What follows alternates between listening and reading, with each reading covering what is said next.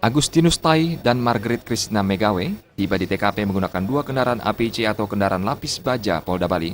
Kedua tersangka mendapat pengawalan ekstra ketat dari aparat Brimob Polda Bali dengan bersenjata lengkap. Selanjutnya, kedua tersangka digiring masuk ke dalam rumah guna menjalani rekonstruksi pembunuhan terhadap Angelin.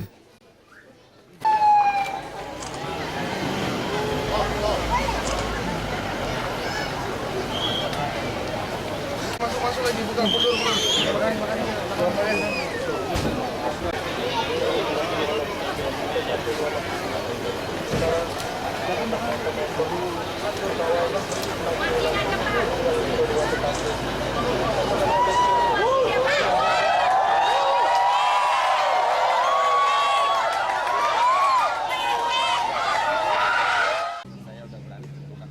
Rekonstruksi melibatkan petugas Inafis Polda Bali, forensik Rumah Sakit Sangla, dan tim identifikasi Polresta Denpasar.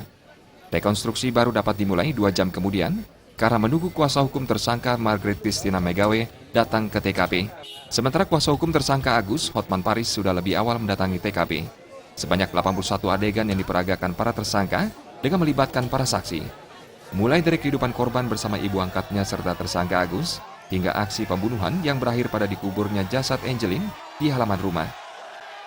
Saksi-saksi melihat si Agus posisi lagi di mana, lagi ngasih makan ayam, terus si Margaret sama si Angel ada di kamar, terus setelah itu dia lagi ngasih makan anjing, lagi ngepel. Mbak tahu itu berapa total adegannya, Mbak? 81 adegan. 81 adegan. Terserah kepada penyidik, tapi kan sudah dikasih tahu secara wajar, ya kan?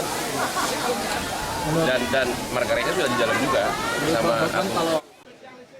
Sementara itu, masyarakat berjubel di TKP untuk menyaksikan jalannya rekonstruksi di Jalan Sedap Malam.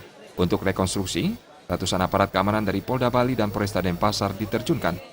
Sebelum rekonstruksi dimulai, petugas melakukan steril terhadap TKP dan jalan sepanjang Sedap Malam ditutup total. Warga pun berjubel di TKP untuk menyaksikan jalannya rekonstruksi dengan meneriaki tersangka yang tiba di TKP maupun kuasa hukumnya. Rai Swantara dan Kadek Swantara, Bali TV.